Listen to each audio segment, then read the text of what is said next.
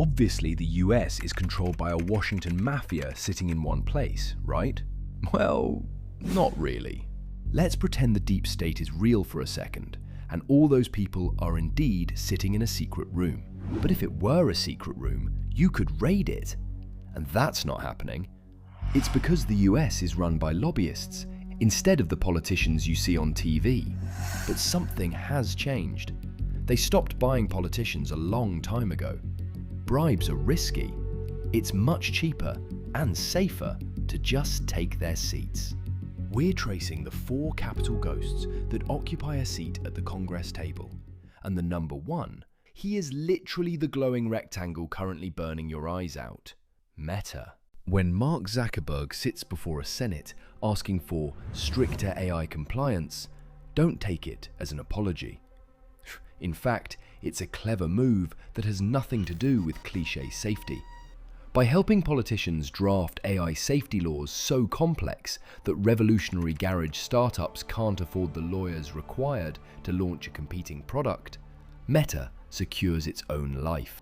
You might think they do that to protect some deluded AI mechanism, and that's where everyone gets it wrong.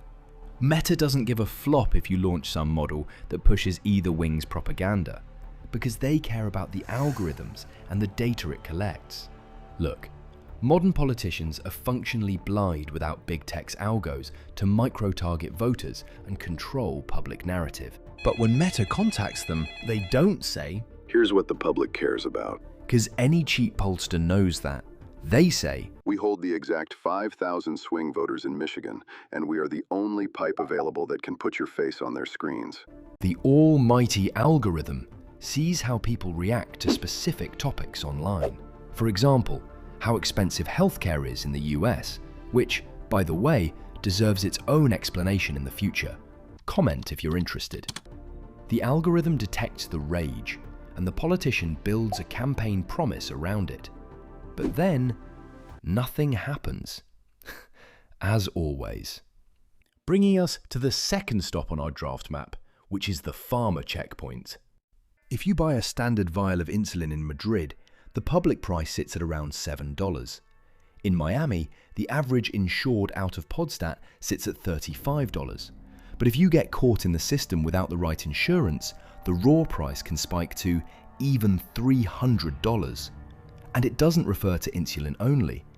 In Europe, the price of a simple EpiPen, which costs only a few bucks to produce, can spike up to $120 in the worst case scenario. Here in the US, if you pick bad insurance or don't even have it, don't be surprised to pay $600. It is a protected pricing mechanism, not some broken supply chain issue. And here's how it works. PhRMA surrounds the healthcare subcommittees with campaign capital to defend a federal law that for 2 decades strictly prohibited the US government from negotiating prescription drug prices down. And even after a historic reform forced them to open the door, like the 2022 IRA, that has many loopholes, leaving 90% profits untouched and gatekeeping the crucial drugs. In the end, PhRMA funds the lawmaker's campaign now and his retirement in a few years by offering him a consulting gig that pays $2 million a year for doing absolutely nothing. Yeah, but you missed one important thing. If PhRMA runs on money for overpriced medications, what happens when people eventually stop buying them and all of this collapses and PhRMA has no money? They can't rely on the middle class's savings. They gotta rely on the US Treasury, because when the patient goes broke, that's where the feds step in. Through programs like Medicare, the government foots the bill for them and transfers it onto the national debt. And how do you run a country with almost $40 trillion in debt? Well, if you watched the first video about the dollar on the channel, you'd know. Just click here to find out. But now, let's just say that you own the best collection agency. Which takes us to the next ghost, Lockheed Martin. In a free market, let's say you build a product that runs 10 years behind schedule and blows past its original cost by over $180 billion. Like the F-35 jet, you get liquidated. But when Lockheed Martin did it, for some reason, Congress expanded their contract. Let's see why. Well, Lockheed intentionally scatters the manufacturing of its missile components across almost every single congressional district. They write the software for the missiles in California. In Ohio, engines are being installed, while in Georgia, they design them wings. And guess what they do in Hawaii? Pineapple? Nothing. It's an island. The freight costs would kill the margin. Pay attention. Lawmakers don't vote for defense bills out of patriotism. They vote for it because they have to go home and tell 3,000 factory workers that their jobs are safe. It makes the defense budget the most untouchable expense on earth, meaning they hold a key to millions of votes and billions of dollars. Which reminds me of our last ghost, Goldman Sachs. Remember Goldman Sachs from the latest video about the buy, borrow, die scheme? You don't? You can watch it by clicking right here. Let's just say that Goldman doesn't produce software, pills, or missiles. Their product is market liquidity, risk, and debt.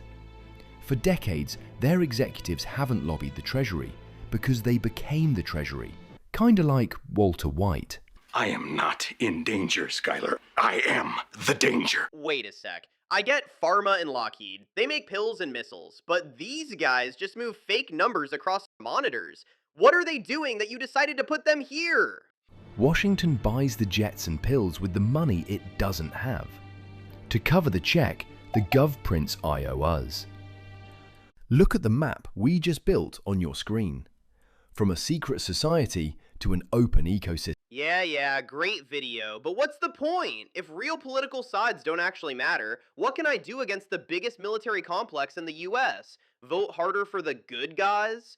Do you want to know? Honestly, not much. At least, not directly. Signing a petition won't dismantle a $1 trillion lobbying machine. Neither will voting for the other guy.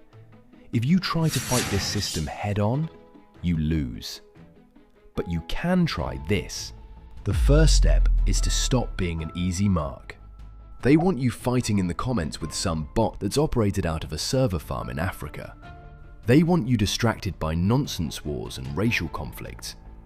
Look up congressional stock trades. Check the Open Secrets database to see who actually funded the bill they just passed at 2 AM.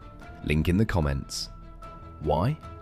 Because while the media is busy dissecting a politician's tweet, another official's spouse just bought $1 million in defense contractor stock. 3 days before a massive foreign aid bill is announced. Congressional trading disclosures are public. Go look. Meanwhile, the guys actually running the show aren't even paying those tax brackets you're arguing about. They just buy assets, borrow cash against them, and die without ever triggering a taxable event. The rules are entirely different at the top. The exact mechanics of the buy, borrow, die loophole are broken down right here.